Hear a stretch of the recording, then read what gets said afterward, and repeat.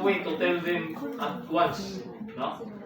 Based on data quality audit and sincerity test, how many? Pila na ni kabuo karon? 1, 2, 3, 4, 5, 6, 7, 8, 9, 10, 11, 12, 13 respondents will remove. And so therefore we process pila na lang.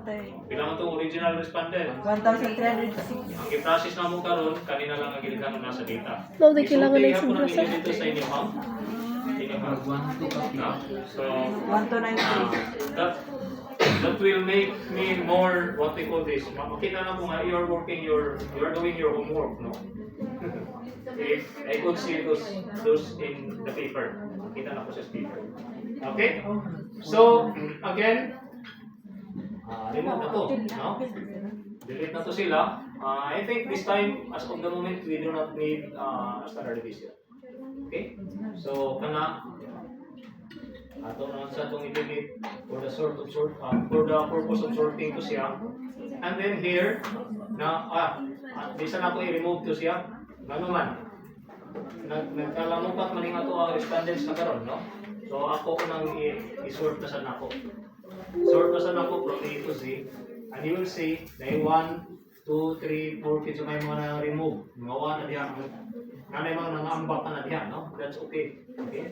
That's okay. Because that's our coding for our respondents. No? And that coding can be traced back to the timestamp.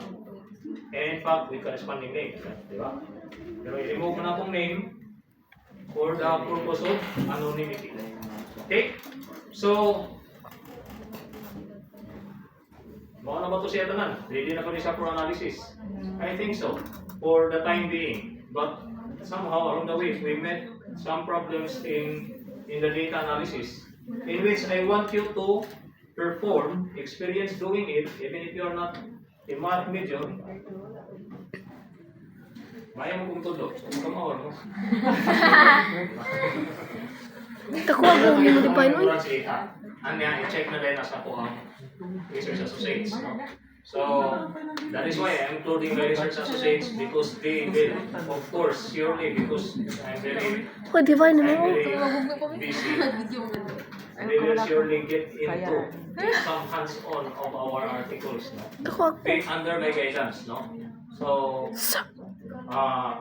but I want you to analyze by yourselves. So this time, namoy duha ka kuan assignments. No? Yes. So kinisi group 2 butas na nami sila. Good for them. Pero Yeah, busy. Sir, pagka naman.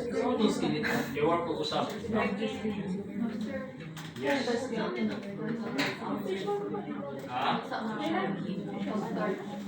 So start? Okay, later on. Ato na isgutan. Ang skeleton? Okay, ang isgutan. Hindi familiar? Okay, sige. Isgutan na to. Okay, anyway. What else? Kung sa pa may layan ako mahimo. So far. Now, another thing. I want you to have, okay, as of the moment, wala na kayo makununaan nga, wala na kayo laing mahuna-unaan nga angay na itong buhaton to remove respondents. Anyway, later on, nato na tanaw. Okay? So, I could say nga ang final number ni nila karon, so, na ko ihap. Ngari lang. 1, 2, dili lang ko dito. Final responses kay 1293. So, 1293 ang i-process. Oh, sir. No? Sige. Sige.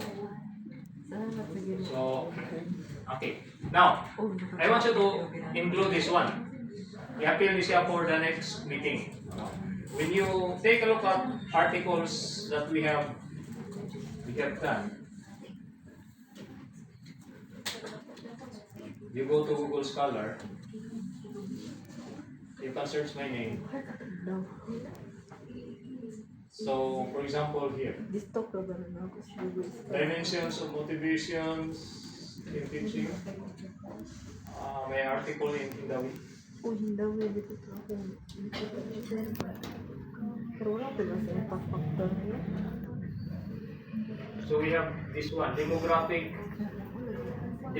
characteristics of the participants, n equals 446. So ang inyong demographic characteristics of the participants, n is equal to 1,000. 1. 1 to 1. 1293. Okay, so Kumpila lang mabili. Kaya say, maghimo mo ni ani. Ang table. Paso na niyo ang table. Kung sa may akong giretain dito. Okay, naka-sex, naka-year level, naka-school type, nasa kay age. Ang age karon, I think so, you'll have to, okay, let's take a look at this. How to make a table? Based on this database, you could do pivot table and pivot chart reports. How to do that? All you have to do is to insert pivot table. Insert pivot table. Okay, na-identify niya. Oh, okay. Pivot table ta sa imong database. Tanawa, na-identify niya diretso, no? Ang database. But I want you to do it manually para dili sure ka mawala siya magpatato og select. Okay. By the way, akong gigamit diri ay Control Shift, arrow key right, Control Shift, kasi naglibog mo mag-yun sa akong select. No? Pero kamo na yung bahala select, no? Control Shift, arrow key down, no? Umano-mano mong kasi. Ayaw ba naman siya? Humimog formula. Okay, review your basic computer. Okay, so na-select na nako. Na-select na nako ang database. Pag-enter na ako, may siya. Okay, asa na ni mo ibutang? Maybe on a new worksheet na lang. No? Magbutang siya another sheet dire. Butangan niya for pivot table. Okay? Pivot table specifically for this database. Pag-click OK, mag-open siya bago, makita siya pivot table. Kasuhay naman eh. Wala, sir. Sayang na pa yun. Di ba na may computer sa school? For evaluation, sir. Control C, Control V, pwede din mo padaghanon siya. Medyo. Okay, pwede din mo siya padaghanon aron nga at least natay pivot table diha nga magamit. Okay? Wa na mo kabog ni Sir Alvin di ay. Suspect, no? Sir Alvin. Sir Alvin Campos. Akong staff there is on. But anyway, yes, you want to know how many of the respondents are male and female. Di ba? Yung mga ning inyong kuwan. Nga napa ko'y novice and experienced dire. Ayaw na inani aday. Medyo complicated siya kamay. Kinapa mo ko'y novice and experienced teachers. Pero galing ka dire sa uban akong work like, okay, let's have ilan ni Ma'am Giselle? This one has the highest impact factor now, so far. No?